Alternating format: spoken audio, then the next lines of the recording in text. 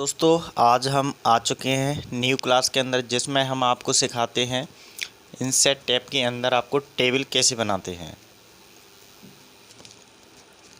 आपको इंसेट टैब के अंदर एमएस वर्ड में, माइक्रोसॉफ्ट ऑफिस में टेबल कैसे क्रिएट की जाती है वो देख लीजिए। सबसे पहले आप एमएस वर्ड को ओपन कैसे करेंगे, स्टार्ट बटन पर जाएंगे।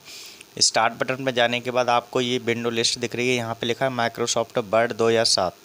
ऐसे भी खोल सकते हैं या फिर यहाँ पे जाने के बाद ऑल प्रोग्राम में जाना है, माइक्रोसॉफ्ट ऑफिस में जाना है, देन उसके बाद माइक्रोसॉफ्ट ऑफिस वर्ड 2007 यहाँ पे क्लिक करेंगे तो ये आपका पेज, ये एमएस ऑफिस ओपन होकर के आ जाएगा।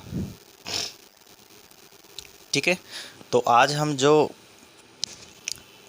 टेबल बनाएंगे वो किसकी सहायता से बनाएंगे, इंसेट टैब की सहायता से बनाएंगे। तो सबसे पहले इंसेट टैब में हमने जो पहले वीडियो बनाई थी जिसमें हमने पेजेस वगैरह, कवर पेज वगैरह, ब्लैंक पेज वगैरह ये सारी चीज़ें सिखाई थी, तो हमने बता दिया था इंसेट टैब मीन्स होता है किसी भी चीज़ को इंसेट करना। ठीक है, तो आज हम दिखाना जा रहे हैं आपको किस तरीके से टेबल क्रिएट होगी। देखिए, सबसे पहले हमें इंसेट पार्ट में जाना है। ठीक है, इंसेट टैब के अंदर, देन उसके बाद आता है टेबल। अब टेबल को किस तरीके से क्रिएट करेंगे वो देख लीजिए। यहाँ पे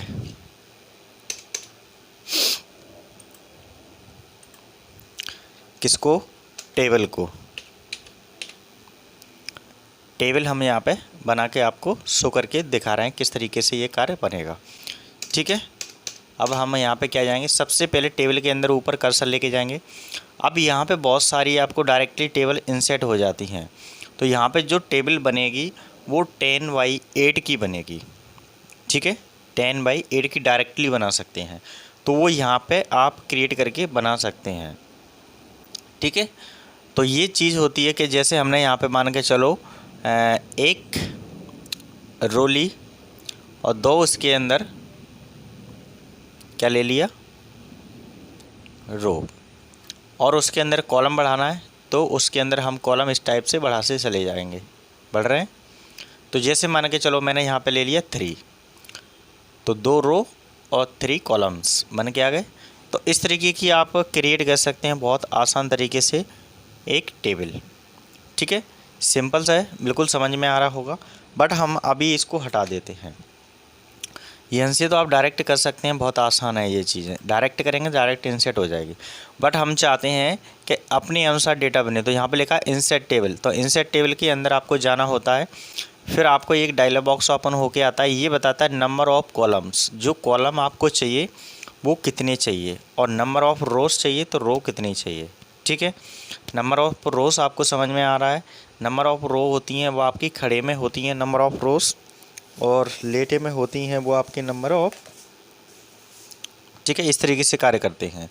तो नंबर ऑफ़ आपके कॉलम्स होंगे वो कैसे होंगे, ऐसे में होंगे, नंबर ऑफ़ रोज़ ऐसे में होंगे।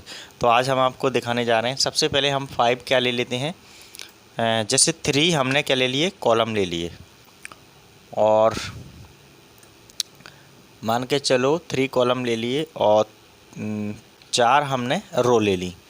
अब जैसे इसको ऑटोमेटिकली ओके करते हैं तो ये हमारा बन के आ गया। कॉलम हमने कितने लिए थे, 3, 1 2 3, और रो कितनी ली थी, 4, तो 1 2 3 और 4, तो ये बन के आ गया, समझ में आ गया। अब जैसे हमें यहाँ पे कुछ क्रिएट करना है तो सबसे पहले हमने लिख दिया, मान के चलो रोल नंबर, ये रोल नंबर लिख दिया हमने। ठीक है, तो ये हमारा इंसर्ट हो गया डेटा। अब दूसरे में जाना है, एरो की से भी जा सकते हैं, माउस को क्लिक करके भी जा सकते हैं। यहाँ में हमने लिख दिया STUDENT, student name, NAME, student name हो गया। ठीक है, अब तीसरे में जाना है, यहाँ पे हमने लिख दिया सिटी, स्टूडेंट की जो सिटी होगी वो यहाँ पे अपन को डिफाइन करना होगा।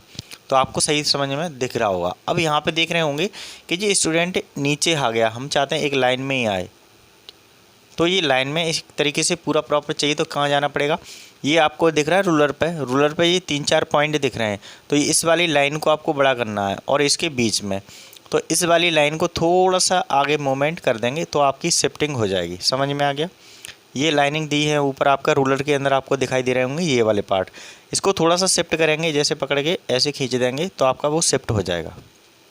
समझ में आया। अब डेटा को यहाँ पे इंसर्ट करेंगे। जैसे मान के चलो मैंने इंसर्ट किया 101, नाम लिखा, मान के चलो यहाँ पे नाम लिख दिया किसी का भी, ठीक है।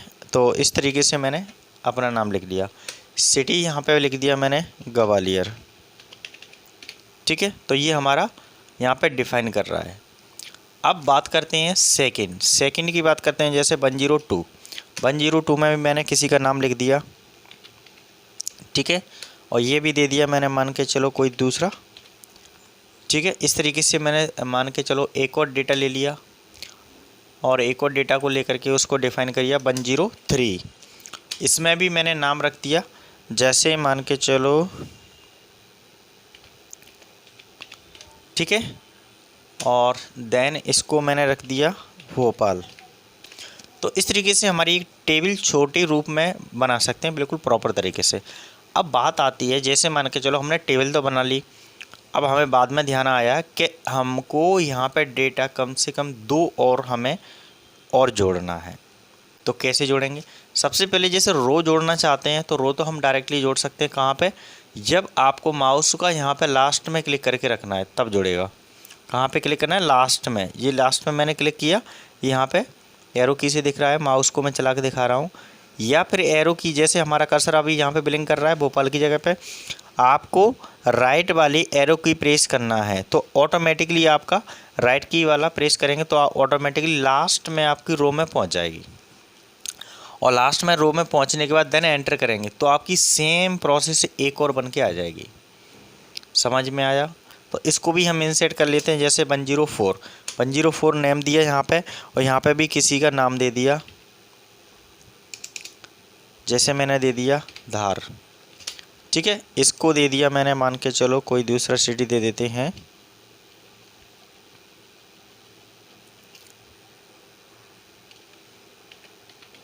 मोरेना, ठीक है। तो इस तरीके से इंसर्ट कर सकते हैं आप बिल्कुल प्रॉपर तरीके से। कैसे किया? यहाँ पे जैसे मोरेना की जगह पे अपन इंसर्ट करके बैठे हैं और ये कर्सर हमारा ब्लिंक कर रहा है मोरेना की जगह पे, तो हमें क्या करना है? एरो की होती हैं 4 आपकी, एक होती है टॉप, एक होती है बॉटम, एक होती है लेफ़्ट, एक होती है राइट। तो हमें एरो की राइट वाली कीबोर्ड की सहायता से प्रेस करना है। तो जैसे ही कर्सर कहाँ पहुँचेगा? लास्ट में। या तो आप कीबोर्ड की सहायता से कर सकते हैं या माउस की सहायता से भी डायरेक्टली इस पर क्लिक कर सकते हैं। जैसे ही लास्ट में क्लिक करेंगे तो आपका कर्सर पहुंच जाता है। कर्सर पहुंचने के बाद देन एंटर करेंगे तो हमारा एक और जैसा होगा प्रॉपर तरीके से रो को इंसर्ट कर लिया जाएगा। अब इसी के अंदर मान के चलो एंटर कर दिया तो ये साइज बढ़ जाता है। Clear point? समझ में आ रहा होगा पूरा प्रॉपर तरीके से, डेटा आसान तरीके से समझ में। बैक करेंगे इसको, बैक बटन, तो हमारा ये क्या कर देगा? जैसा था वहीं पहुँच जाएगा। तो ये तो आपको समझ में आएगा रो कैसे इंसर्ट करते हैं, ये समझ में आएगा। अब मान के चलो कॉलम इंसर्ट कैसे करते हैं। कॉलम की हमें ज़रूरत पड़ी, जैसे मान के चलो हमें यहाँ पे एक और बाद में ध्यान आया कि यहाँ पे हमें फादर नेम लेना है। यहाँ पे क्या लेना है? फादर्स नेम लेना है। तो वो हमने यहाँ पे इंसर्ट नहीं किया है, तो यहाँ पे टेबल के अंदर इंसर्ट करें तो कैसे करेंगे? सबसे पहले कहाँ चलेंगे उसके लिए समझ लीजिए। यहाँ पर लिखा है ड्रो बॉर्डर, ठीक है। ड्रॉ बॉर्डर में जाने के बाद लास्ट में आपको 2 चीज़ें दिख रही हैं, एक ड्रॉ टेबल दिख रहा है, एक इरेजर दिख रहा है। तो ड्रॉ के अंदर जाएंगे, टेबल के अंदर। जैसे ही ड्रॉ टेबल के अंदर गए तो ये डॉट जैसा आपको शो करके दिखा रहा है, और यहाँ पे भी आपको कॉलम इंसर्ट करना है, उस जगह पे क्या कर देंगे? उसको ऑटोमेटिकली इंसर्ट कर दिया जाएगा। अब यहाँ पे आपको देखा होगा, ये होने के बाद फिर आपको उसी पे जाना है, एक बार उसी पे क्लिक कर देना है ड्रॉ वाले पे, तो हमारा किस में कन्वर्ट हो जाएगा? ऑटोमेटिकली कन्वर्ट हो जाएगा वो डेटा हमारा कर्सर के रूप में। अब यहाँ पे आप आराम से लिख सकते हैं क्या? F name, father name, FATHER, father name, NAME। अब हमने यहाँ पे लिख लिया प्रॉपर तरीके से, तो ये हमारा डेटा इस तरीके से कार्य करेगा। अब जैसे इस डेटा के अंदर मान के चलो थोड़ा सा आगे पीछे की शिफ्टिंग करना है, तो अभी हमने बताया था इसको रूलर की सहायता से ये शिफ्ट कर सकते हैं, ऊपर दिख रहा है टॉप के अनुसार। तो यहाँ पे आराम से हो रहा है, कोई दिक्कत नहीं है, कोई डेटा के अंदर चेंजेस नहीं आता, बहुत अच्छे से हो जाता है। बिल्कुल प्रॉपर तरीके से आप करना चाहते हैं उस तरीके से डेटा हमारा पूरा ऑटोमेटिकली हो जाएगा, जिस तरीके से चाहते हैं आप रूलर के द्वारा। हो गया? प्रॉपर समझ में आया? और यहाँ पे हम क्या कर लेते हैं? फादर्स नेम इंसर्ट कर लेते हैं। तो यहाँ पे हमें, अभी तो मैं टेबल सिखा रहा हूँ तो ज़रूरी नहीं है कि इसके फादर्स नेम सबका आता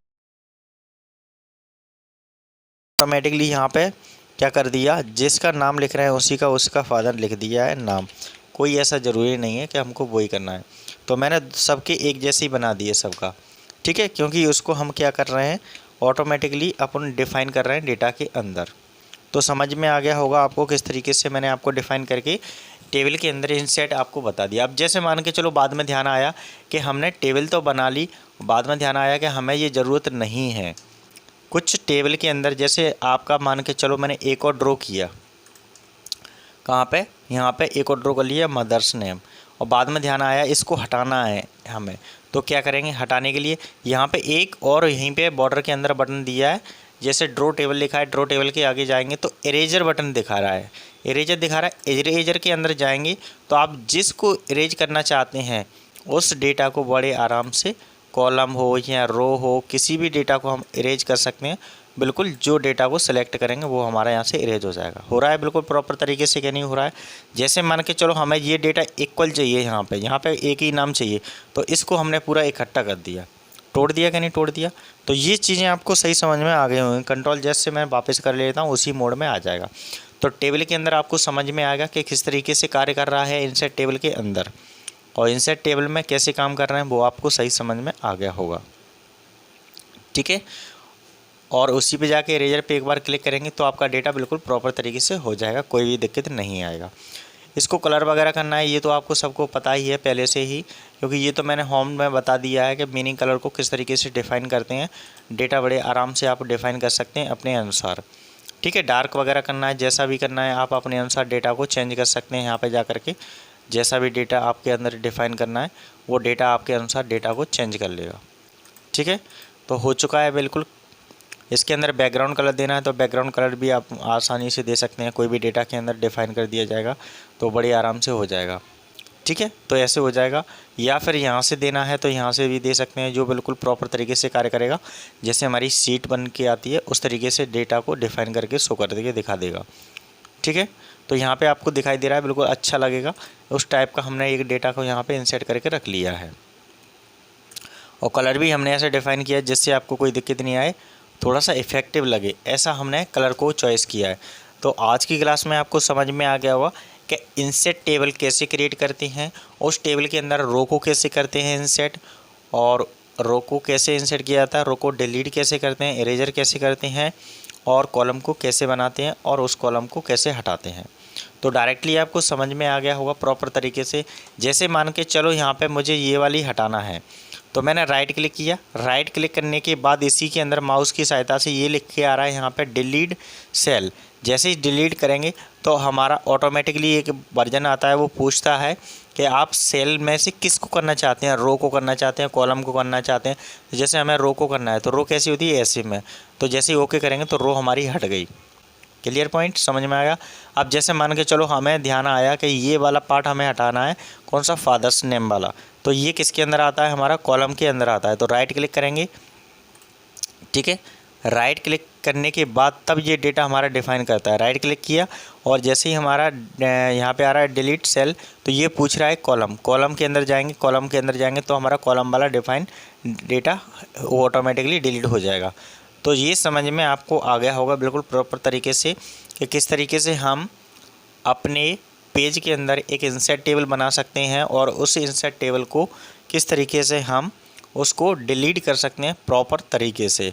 तो ये चीज़ें आपको बिल्कुल क्लियर पॉइंट में शो हो गई होंगी और समझ में आ गए होंगे। मैंने कंट्रोल जेड की सहायता से उस टेबल को वापस उसी मोड में करके रख दिया, जिससे आपको कोई भी समस्या ना आए।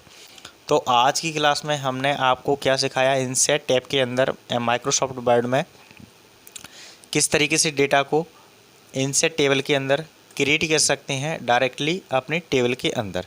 तो ये चीज़ें आपको समझ में आ गई होंगी बिल्कुल प्रॉपर तरीके से डेटा के अंदर, ठीक है। तो ये चीज़ें तो आपको क्लियर हो चुकी होंगी।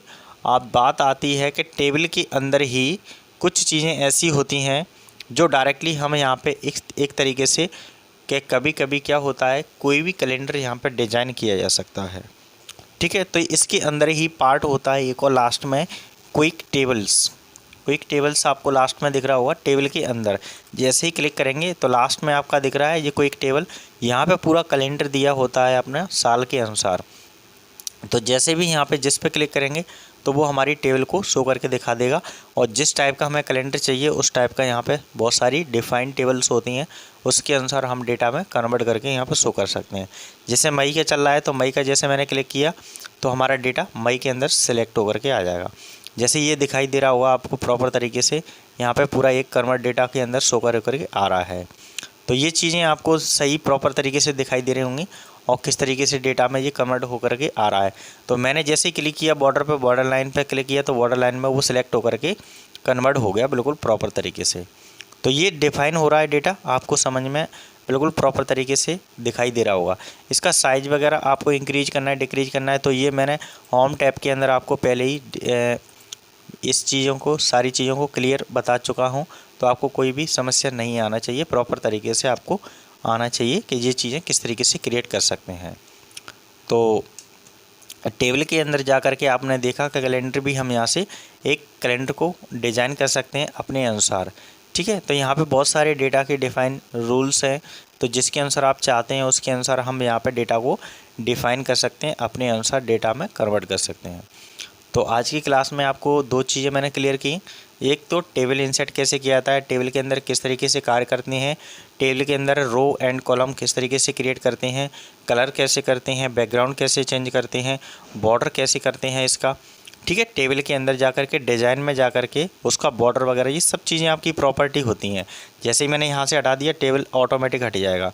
जैसे टेबल पे क्लिक करेंगे, टेबल पे क्लिक करने के बाद जैसे ही टेबल को डिज़ाइन क्लिक करेंगे तो आपका यहाँ पे दो चीज़ें आ जाती हैं, लेआउट और एक आ जाता है आपका यहाँ पे डिज़ाइन। तो ये चीज़ें आप अपने अनुसार कर सकते हैं। जैसा भी बॉर्डर बनाना है, बॉर्डर का कैसा कलर लेना है, कैसा नहीं लेना है, वो आपके ऊपर डिपेंड करता है। शेविंग रखना है कि नहीं रखना है, उसका कलर कैसा रखना है, तो वो आप यहाँ पे बना सकते हैं। कलर चेंज हो गया कि नहीं हो गया, Ctrl+Z की सहायता से उसको चेंज भी कर सकते हैं।